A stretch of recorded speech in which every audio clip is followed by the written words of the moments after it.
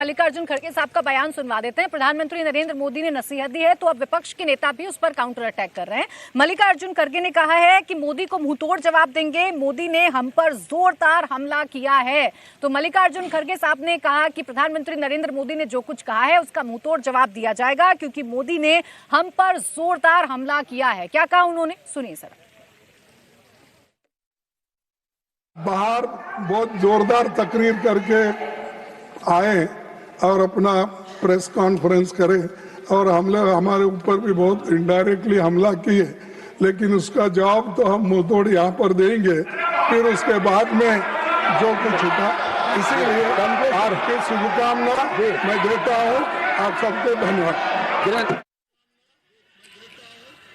तो विपक्ष मुंहतोड़ जवाब देने के लिए तैयार है और इसके लिए क्या रणनीति शहजाद जी आप लोगों ने तैयार कर ली है? खड़गे साहब कह रहे हैं आपने जो तकरीर दी है ना संसद के बाहर, एक सेकंड, खड़गे साहब का जवाब तो यही देंगे ना, आप थोड़ी ना देंगे, आप तो फिर रणनीति कहकर आगे बढ़ जाएंगे। बस इसका जवाब दे दीजिए, तैयार हैं आप ऐसा है मुंहतोड़ जवाब के लिए? ऐसा है कि प्रधानमंत्री मोदी जी ने किसी का नाम नहीं लिया, पर जिस की दाढ़ी में तिनका है वो समझ गए कि इशारा किसकी तरफ है। और उन्होंने बोला क्या, उन्होंने बोला युवा सांसदों को मौका मिले, राष्ट्र हित की बात हो। तो कांग्रेस का ये मानना है कि राष्ट्र हित को परिवार हित के ऊपर रखना उन पर हमला है। कांग्रेस का ये मानना है कि पार्लियामेंट में डिस्कशन और डिसरप्शन हो वो उन पर हमला है। मैं अजय जी आपसे पूछना चाहता हूँ, आप मान रहे ना कि आप धरना वाले, आप मान रहे हैं परिवार हित वाले? दीजिए जवाब। प्राची जी, विपक्ष का मतलब इस लोकतंत्र में पाकिस्तान, अफगानिस्तान, चाइना, अमेरिका नहीं है। विपक्ष का मतलब हिंदुस्तान की जो पार्टियां हैं विपक्षी, उनका मतलब वही संसद में खड़े होते हैं। इनके मित्र जो है जो माओ त्सुंग के प्रेमी है, माओ त्सुंग जो एक चाइना का डिक्टेटर था, इनके प्रेमी